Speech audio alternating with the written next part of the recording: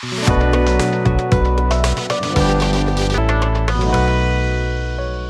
and welcome. In this video, you will learn how to transpose a vector or matrix in Python. Transposing is swapping the columns and rows indices of each element, and it is a common operation in linear algebra. To transpose a vector or a matrix in Python, we need to use the T method in the NumPy library. Let's now go to practice. First, we need to import the NumPy library. As an example, we are going to create a 3x3 matrix.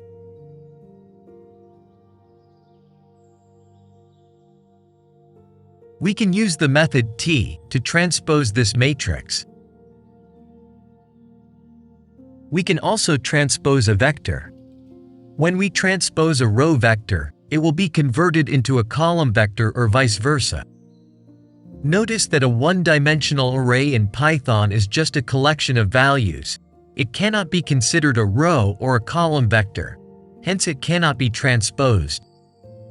For example, transposing a one-dimensional array will not change its shape.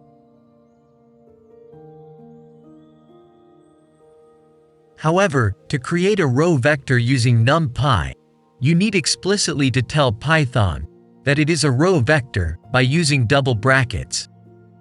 Here is an example of a row vector in Python from a linear algebra perspective. Notice the double brackets in the code. We can transpose this row vector like this. Now, it was converted to a column vector. We can confirm this by checking its shape. With this, we finished the video where you learned how to transpose a vector or matrix in Python.